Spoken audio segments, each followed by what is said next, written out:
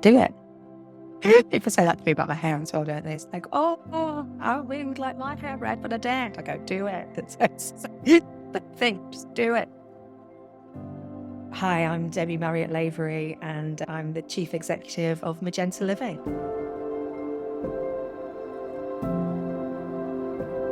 Being a CEO is very different to anything I've done before. And the role that I had before this one, in terms of scale and probably to some degree complexity, was a lot bigger. Being the CEO, and people said this to me, is very, very different. It doesn't matter about scale at all. You have such a responsibility to your customers, to your colleagues, to your wider stakeholders that you thought you had before, but you had that within a support network of other colleagues, and you had, your own CEO that you now realise did take an awful lot of that strain, and there are days that it is just you, and you look behind you and to the left and to the right of you, and no matter how kind of stronger inner circle you have of a support network, and I have a really, really strong inner circle, there are days that it is just you go, what? That it's me that's going to make that decision, or anyone else? What does anyone else think? And then just again, the complexity of the decision making that you have to do. But I'm very privileged to be able to do that. So it's scary and exciting and humbling, and just sometimes crazy, but just fantastic, really. But it is a bit scary sometimes, and I think anyone that says it's not then is lying. What it is.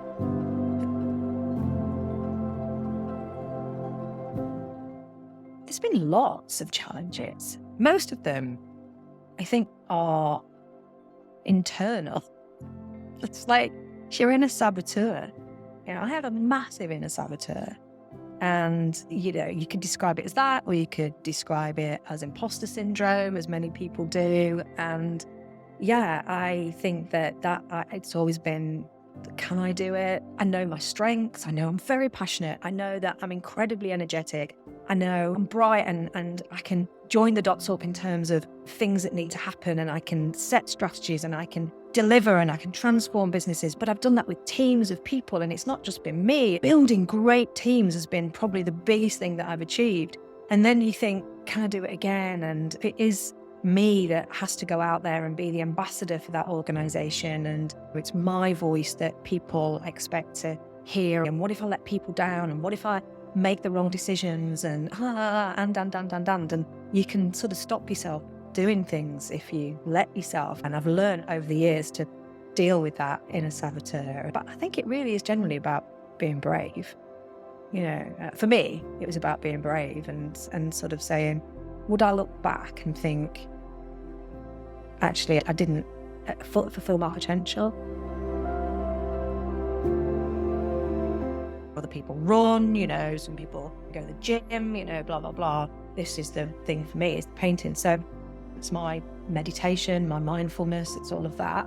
But it's quite different, because it's one of the few times I'm not surrounded by family, friends, work, anyone. It's just me and the relationship, the canvas or whatever I'm painting. It is that whole creativity and just expansion of your mind, and just being able to sort of lose your mind and literally, but no, just kind of take yourself to a place that enables you to recharge and go into your happy place, but also just to think about things differently, because sometimes your thinking has to be quite constrained, and you're making lots and lots and lots and lots and lots of different decisions all the time. And then sometimes you want to make a different decision, which is, should I use blue or red paint, or what is this going to look like at the end of it? But it does really help the day job as well, because we need to be creative. As a sector, we need to be creative because of all of those reasons I've just described. It's kind of if I've got £1, where do I invest it? How can I make the life of my customers better? Well, I have to make my colleagues' lives easier. So how do we be more efficient?